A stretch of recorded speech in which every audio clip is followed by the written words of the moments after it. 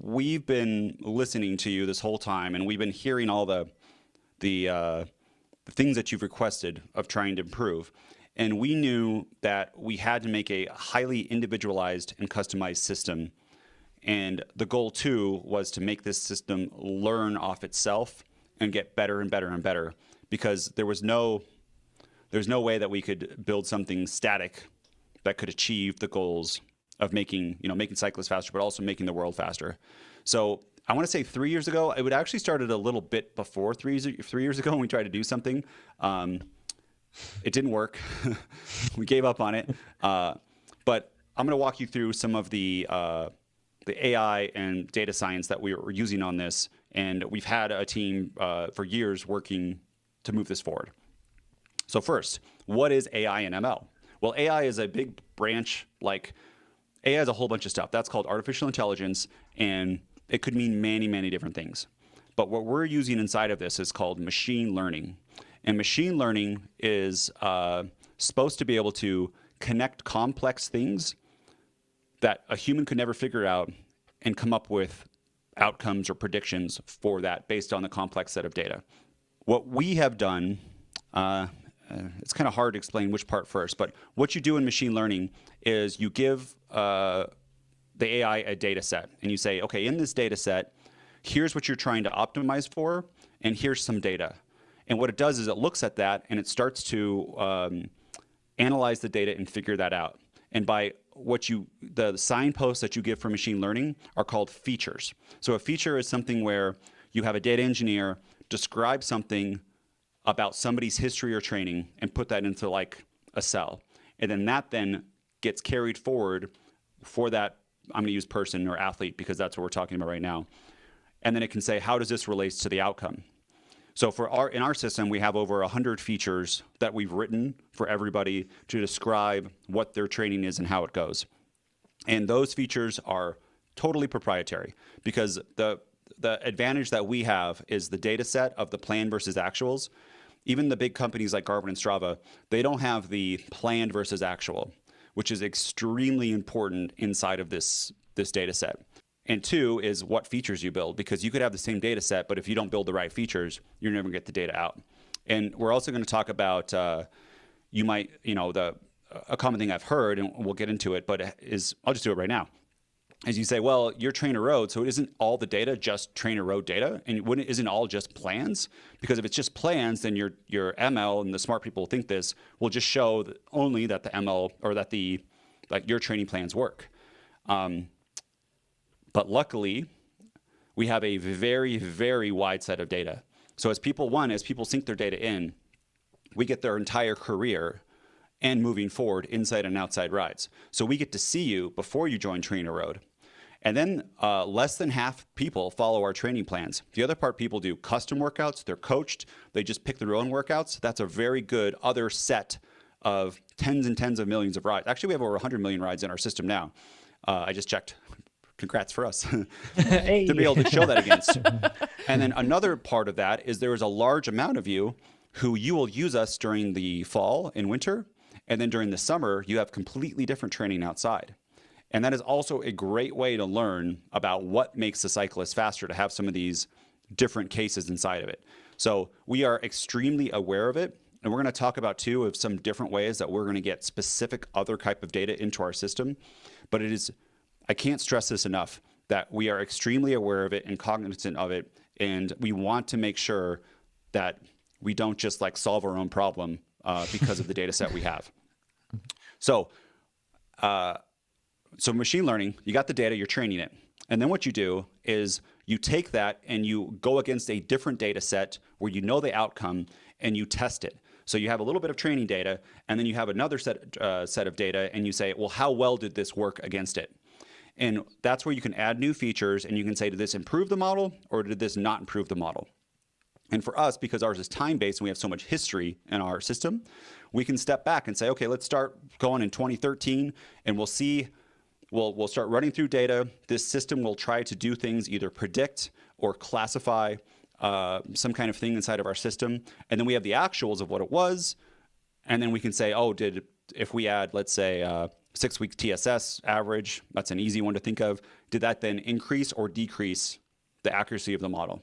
And so what our data engineers do is they're building features all the time. They're running it through it, and they're keep trying to increase the accuracy of the model against that data set, which is super duper cool. Does that make sense, ML people? This is I'm not an ML people, but that makes sense to me. So whatever that's worth. Okay, so a key part of this, which is, it sounds simple, but it was hard to build, is our workout classifier. And what this is we needed to know what workouts you did as prescribed and which ones you didn't. And it's not just a yes or no, is that what our classifier does is it actually looks and can tell if you even struggled at a workout. Because there's not just pass fail, right? We can also tell if you super passed it, because all of those things influence the system moving forward. It can tell if you just ran out of time with a little help from a survey. But how many times have you done it where you do a workout and you backpedal for 30 seconds, or you're doing 30-30s, you miss one? Do we want to air quote, like, mark it as something like this is bad to say, but it's not a failure, but in our internal system, it's called that. Or is it just a struggle, right? And based on where we push you forward and getting some feedback from you, some qualitative feedback, that then teaches us. So what we did to build that is we classified, and we had a human go through. Poor Brandon. I think it was Brandon, some other people. It was Brandon, thousands of rides. The data science team. Yeah. They looked at workouts and said, hey, what do we think this is? And they would classify it. And you take that data set, you then run it against a larger data set, you look at the outcomes, and then it got to the point where we'd have many people inside the company look at workouts, and maybe 8 would say this way and 2 would say this way, because a lot of it's subjective when you get really fine details to it. But the ML was always in the majority case. And then the other 2 would be like, actually, I do think it's that. So we got it better than what we think we could do as a human. And then it can then push that forward. Okay. So that's that part of it. Oh, let's do an image share of the SuperPass. Thank you, Aaron.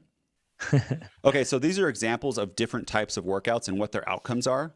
So a SuperPass is, you've probably seen it where you might have experienced it where you turn the workout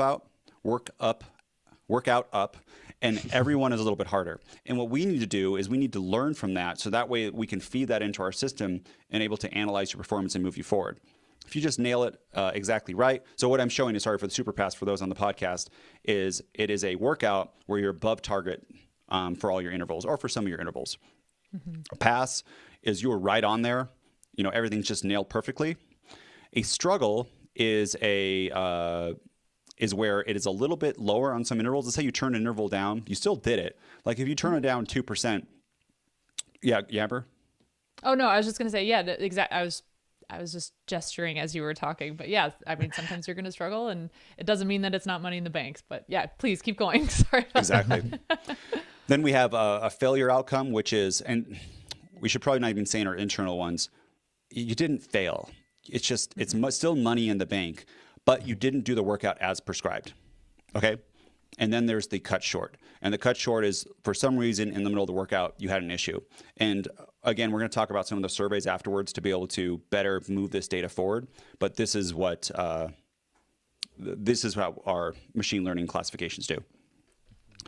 So inside of this, there's a lot of more information that we've built to make sure this happens. And there's a lot of information too that we're going to come on. It's going to come in. So we have actually I'll just talk about it right now. We have the workout surveys. And what workout surveys are after your workout, what we need is a 1 through 5, how hard or how did this effort feel? And this is, it's very simple. Think of it as RPE. And this isn't relative to that effort. This is just how hard did it feel? So an aerobic ride is usually pretty easy or moderate. And a VO2 max ride is usually hard, very hard, or all out. So I'm going to walk you through the choices. It's easy, moderate, hard, very hard, or all out. And why do we need this? Because if you're doing a 2x20 sweet spot, and that was an all-out effort for you, even though you did it as prescribed and we said it's a pass, we need to adjust your training. On the other fact, like John said, if you do 2x20 sweet spot and you say it's easy, we need to adjust your training on that too. And what this does is this allows us, we can feed this into our ML2 and detect patterns for you. I'm thinking, burnout and that sort of stuff too, but also really change those next workouts to make sure you're on the right progression as you're moving forward. In certain workouts, like, again, we don't want every workout to be all out. Ramp test should be all out. Other than that, I don't think we're ever going to have you do all out every time. Races should be all out. But there'll be some days of the week and some workout profiles where maybe we're targeting hard and very hard, and other ones we're targeting moderate. And if you're not in that RPE, we're going to adjust it for you. And this is another part of data that I think will push our data set ahead, because it's this is extremely important in order to do some of the FTB predictions and all the kind of things that we want to do in the future. Okay, so on this is super duper important too. When you struggle with the workout and you don't do it as prescribed, we need to know what the reason was. What was the primary reason? And oftentimes it's a multitude of reasons, but what our system needs to know is what was the primary reason. Let me walk you through these. You've probably felt all of these before, right? Every one of us. So you felt that the first one is intensity. And we've all done this. The workout was just too hard for you, right? And that is the main reason. There's nothing else going on in your life. It's just the intensity. The next one is training fatigued. I mean, how many times have you done a workout?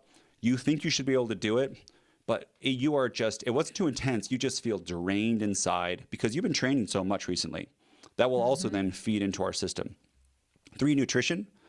You ever have it where you skip breakfast, you try to do a workout that's like sweet spot, and you fail? You're like, I would normally do it. I just messed up my nutrition, or maybe you didn't eat.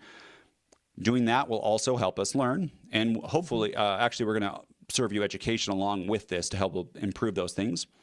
Next one is sleep. You didn't sleep last night, right? You stayed up really late for work or for school. You got 2 hours sleep. It's bad. A big podcast, something like that. Yeah. Yeah. Kids, you're a new mom or dad or a new parent, and being lack of sleep is real, right? And that needs to be known so that we can adjust. Stress or motivation. That's big. I would say the podcast day is more of a stress day, or you have low motivation of the reason why you did it. And I've totally done that too, where I could achieve a workout. Actually, this happened yesterday. I started a workout. We had a lot of stuff going on. And I was just like, nope, this is a stress or motivation problem with me. It's just not my day, and I don't have to gut through it. Sick, we want to know when you're sick. That's important, and that's a whole nother reason why you might not do a workout. Sure seems like there's a lot of reasons. It's very easy to go through these quickly as we glance through it. Injury.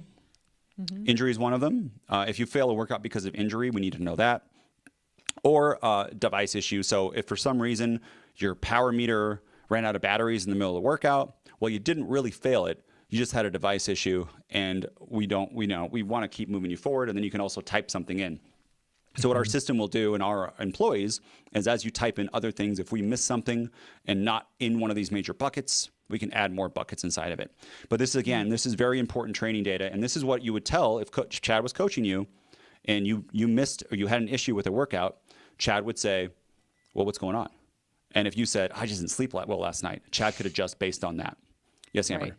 One of the cool things about this, so our system is keeping track of all this in the background, but the other part of this that's going to be awesome is we'll display these back to you. So when you go back and you look at your training, you'll be able to visually see for the workouts that you were struggling with, what were the reasons, and it's going to help you to perhaps pick up on some patterns. And you might say, man, I haven't been feeling that great. And you go back and you look at your training, you're like, oh, 10 out of the last 15 workouts, I wasn't sleeping well. Maybe I really need to focus on my sleep for the next couple of weeks. And these are going to be things that are going to help you learn about yourself as an athlete at the same time as our models are learning how to adapt your training better for you. So it's going to be pretty cool. It's going to be a new kind of window into your own training.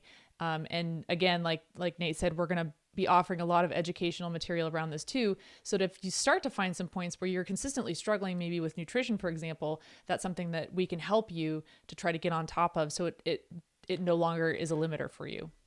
Yep. Yeah, Chad. And for all the value that these surveys contribute, this is basically, we have all this fancy machine learning that's going on in the background. So all this analysis takes place, but this is your opportunity to assess how you felt, how it went for you. So this is the subjective end that's missing in so many situations that we now have access to. Right. Yeah. So, and this is an important point to make.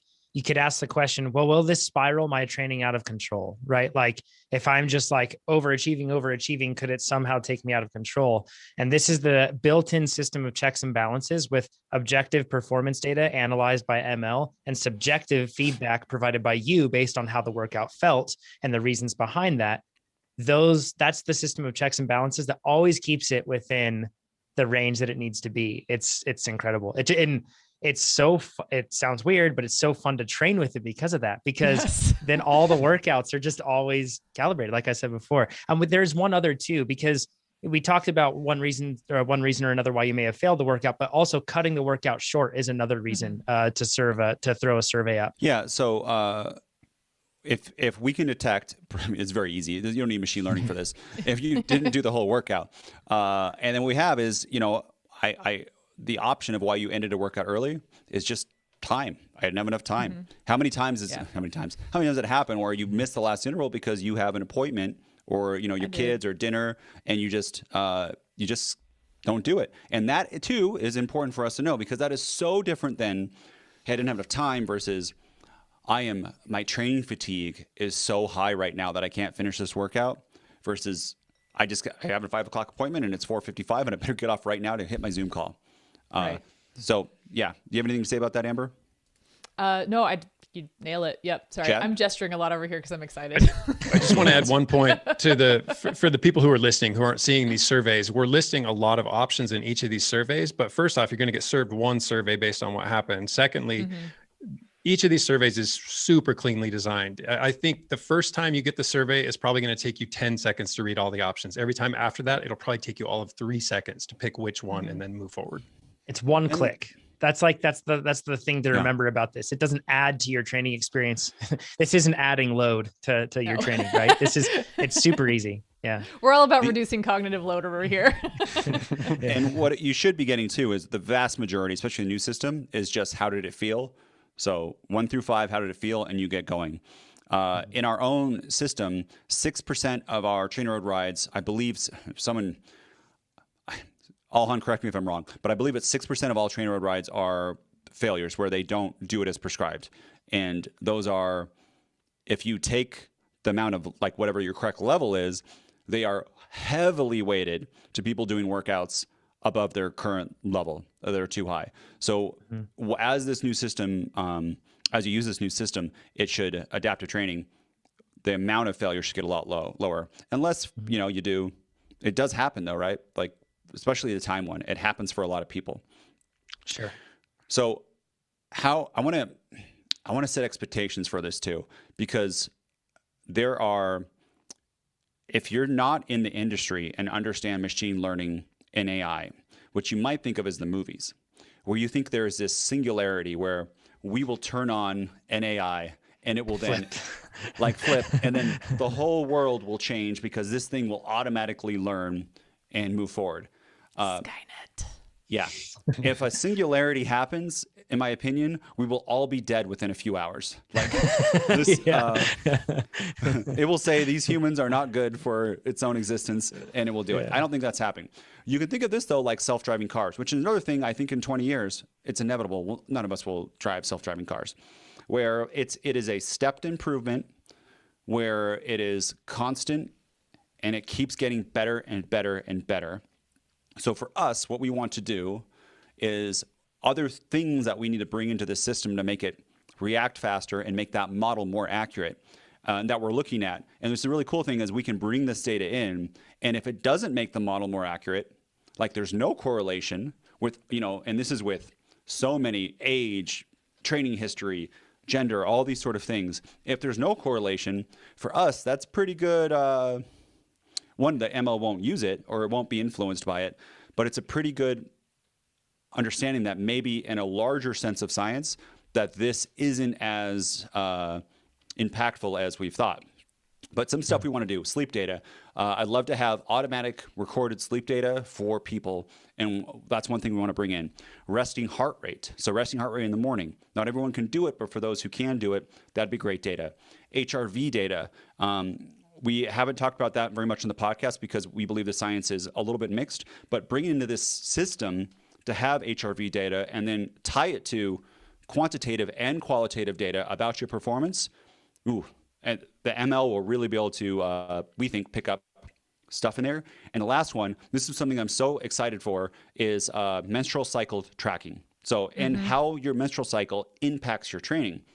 And not just for everyone, but also for what birth control you're on, if you're in menopause, your period. Because what happens is, I guess, Amber, you should explain this, but before you, I got to normalize it. I'm going to normalize it, Amber, having men talk about a period, because that's also very, it's like a stigma, and not enough training companies do it. So I'm going to say a little bit, Amber, and you can take it from there if you want to. But generally, what we want to prove in our data set, but generally the thought is right before you start your period, that is when you should have more of a recovery, lower intensity workouts. And then based on your hormones, when you start your period, that is actually when you want to have harder workouts. You're more like a guy inside of that, and you can handle more intensity. So we have the new system with levels and progressions, and we can dynamically change it. We actually started building the, it's MCT for short, menstrual cycle training, tracking inside of our system. It's pretty far along, but that is something we want to launch so that you can, and we're going to pull it in from Garmin too, where you can track your menstrual cycle, you track symptoms, and then we can look at that and use ML to figure out, is this true for you or for a cohort of this birth control, something like that. Did I get it right, Amber? Yeah. I mean, is it true for you right now? Is what was true for you last year still true for you? These are things that we want to talk about. And, everybody is different. So when you start to dig into the effect of the menstrual cycle on training, yes, there are some clear patterns that have emerged in the science where certain hormones have some influences on training, but they don't influence everybody to the same degree or in the same way. A lot of women really struggle with their RPE around ovulation, for example, which is really different from women who struggle with PMS, the premenstrual syndrome, when you have that kind of hormone shift right before your period. So these are all open questions that are really hard to drill into for just a general at a population level.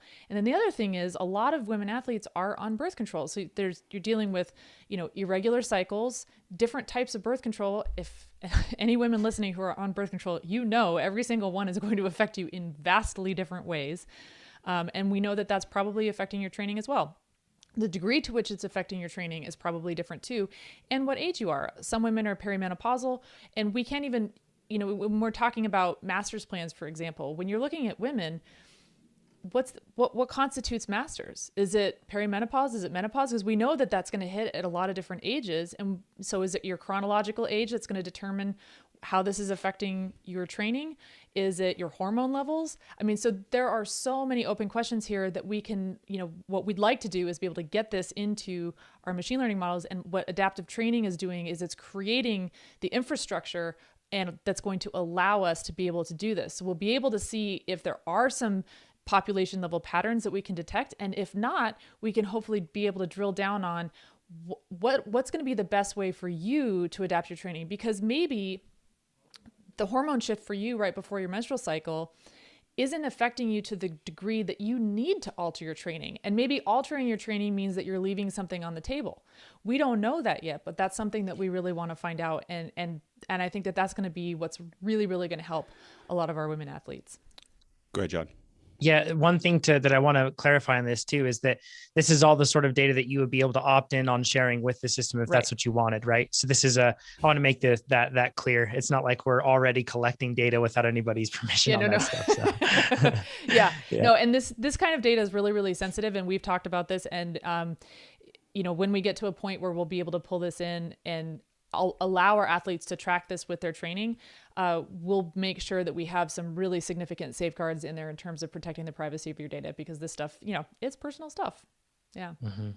Yeah. Go ahead, Chad. Chad, did you have something?